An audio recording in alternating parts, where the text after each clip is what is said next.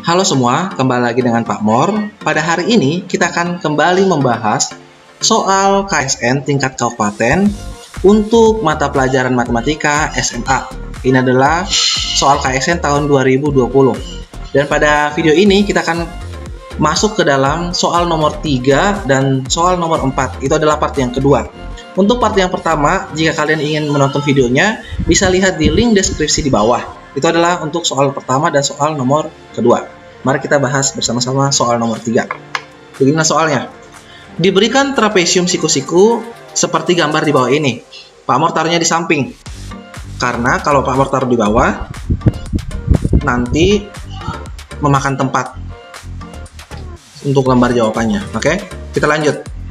Jika AB sama dengan 1, di sini AB-nya sama dengan 1, BD-nya sama dengan akar 7, AD sama dengan CD, AD sama dengan CD, maka luas trapesium tersebut adalah. Nah, di sini perlu kita ketahui rumus dari luas trapesium tersebut adalah setengah dikali jumlah sisi sejajar. Nah, di sini sisi sejajar yang mana? AB sama CD, berarti AB ditambah CD dikali tingginya. Tingginya adalah BC. Oke, setelah kita tahu rumus dari luas ini, kita akan menganalisis, kita akan menelaah apa saja yang tidak diketahui di gambar ini. Yang pertama adalah tingginya. Yang kedua, sisi sejajar yang satu lagi. Nah, kita akan melihat, kita akan menganalisis apa saja yang bisa kita buat hal yang diketahui. Ketika kita tarik garis putus-putus, garis lurus dari A sehingga membentuk A aksen, maka jarak dari A aksen ke C itu sama dengan jarak A ke B, yaitu 1. Nah, di sini Pak Mor akan misalkan jarak dari D ke A aksen itu adalah X. Otomatis, jarak dari D ke C itu adalah X ditambah 1. Karena C ke D itu sama dengan A ke D, maka otomatis juga jarak dari A ke D ini adalah X tambah 1. Oke, sudah ada yang diketahui ya. Kita akan coba pisahkan segitiga AD A aksen keluar supaya kita mencari tinggi ya, karena A aksen itu sama dengan B ke C. Berarti Pak Mor pisahkan di sini segitiga siku-siku yang terbentuk D A aksen sama A. Nah, sesuai dengan teorema Pythagoras yang mengatakan bahwa jumlah kuadrat sisi datar itu sama dengan kuadrat sisi miringnya. Atau sama saja artinya dengan sisi miring kuadrat adalah jumlah kuadrat dari sisi lainnya. Berarti AD kuadrat sama dengan DA aksen kuadrat ditambah A aksen kuadrat. Berarti A ke D ini sisi miringnya adalah X tambah 1 kuadrat sama dengan D A aksen. D ke aksen itu adalah X, berarti X kuadrat tambah A ke aksen itu adalah tinggi, berarti tinggi kuadrat. Oke, kita akan jabarkan X tambah 1 kuadrat. Hasilnya adalah X kuadrat tambah 2X tambah 1 sama dengan X kuadrat tambah T kuadrat. Kita akan mencari T-nya ya, berarti T kuadrat sama dengan X kuadrat ditambah 2X ditambah 1 dikurang X kuadrat. X-nya habis, berarti sisa T sama dengan akar 2X tambah 1. Sampai sini bisa ngikutin? Bisa lah ya. Nah, kita ketemu nilai T-nya. Setelah kita mengetahui nilai T atau BC adalah akar dari 2X tambah 1, maka kita akan melihat dulu segitiga yang besarnya. Kita akan lihat segitiga BDC. Kita akan analisis lagi. Untuk mencari apa? Mencari DC atau nilai X-nya ya. Terbentuk segitiga siku-siku juga. Terbentuk di sini D, sudut-sudutnya DC sama B. Sama seperti teorema Pythagoras, sisi miring kuadrat sama dengan jumlah kuadrat sisi lainnya. Berarti BD kuadrat sama dengan DC kuadrat ditambah BC kuadrat. BD-nya berapa? BD-nya adalah akar 7. Akar 7 kuadrat sama dengan DC X tambah 1. X tambah 1 kuadrat ditambah BC-nya. BC adalah T. T-nya itu di sini udah ada di atas. Akar 2X tambah 1 kuadrat. Berarti akar 7 kuadrat berapa? 7. X tambah 1 kuadrat dijabarin menjadi X kuadrat tambah 2X tambah 1 ditambah hasil kuadrat dari akar 2X tambah 1 adalah 2X tambah 1. Oke, kita operasikan ya. X kuadrat ini bisa tambah 4X ditambah 2 dikurang 7 sama dengan 0. Berarti di sini terbentuk X kuadrat ditambah 4X dikurang 5 sama dengan 0. Kita akan lanjutkan di sebelah sini. Nah, X kuadrat ditambah 4X dikurang 5 sama dengan 0, kita akan faktorkan. X sama dengan 0. Berapa sih bilangan yang ditambah hasilnya adalah 4 dan dikali hasilnya adalah negatif 5? Itu adalah 5 dan negatif 1, berarti X tambah 5, X min 1. Untuk yang pertama, X tambah 5, ini berarti X-nya sama dengan minus 5, atau X sama dengan 1. Nah, kita akan cek ke nilai ini, DC-nya, X tambah 1. Kalau X-nya sama dengan, sorry Pak, mau hapus dulu ya.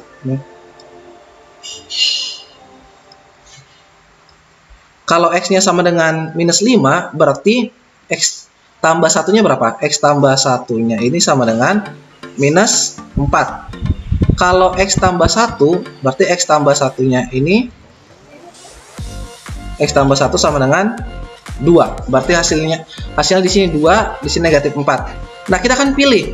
Kalau sisi dalam sebuah bangun datar itu tidak ada hasilnya negatif ya, hasilnya adalah positif.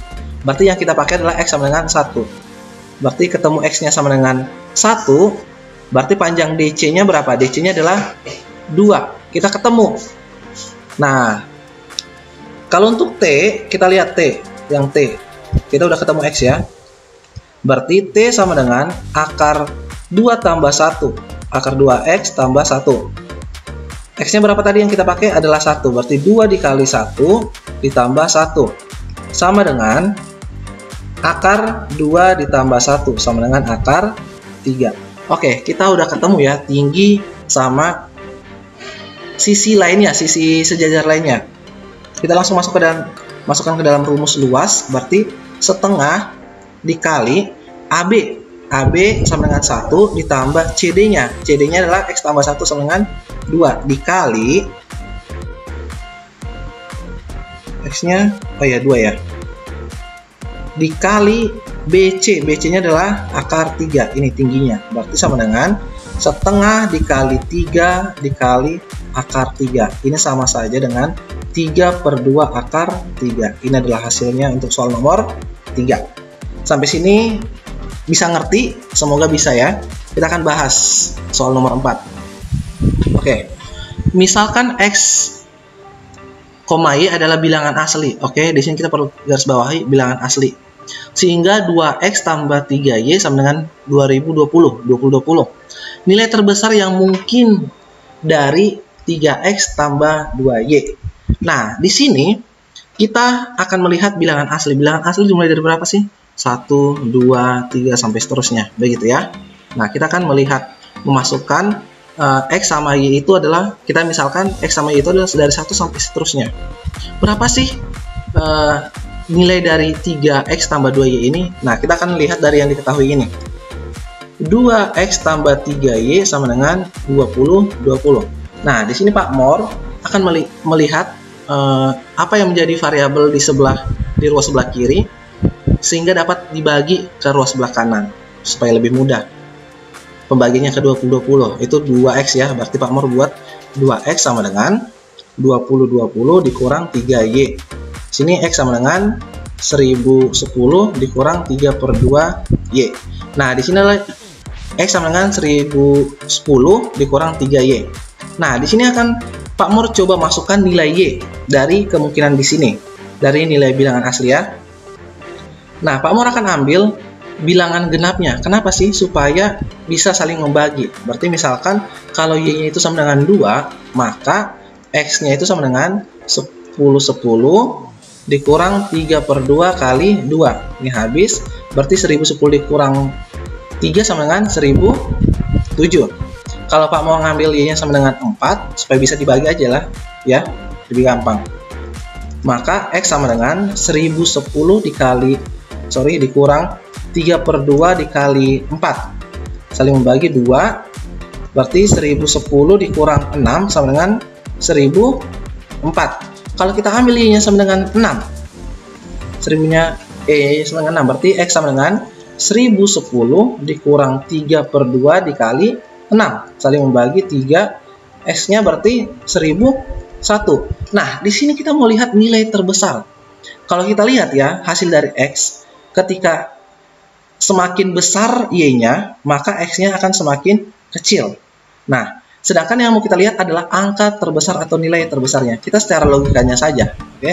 Secara logikanya saja berpikir supaya mendapatkan nilai terbesar. Ketika kita menambahkan Y, sedangkan di sini adalah koefisiennya kecil, lebih besar koefisiennya yang X. Otomatis kita harus melihat X-nya yang lebih besar, supaya pengali 3 itu lebih besar juga.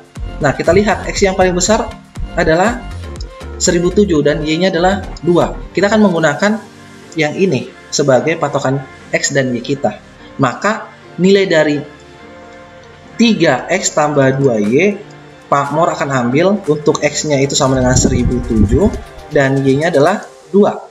Berarti hasilnya adalah 3 dikali 1007 ditambah 2 dikali 2. 3 dikali 1007 hasilnya adalah 3021 ditambah 4. Berarti hasilnya adalah 3025. Ini adalah hasil jawaban untuk soal KSN nomor 4. Demikianlah pembahasan untuk hari ini. Terima kasih, Tuhan memberkati.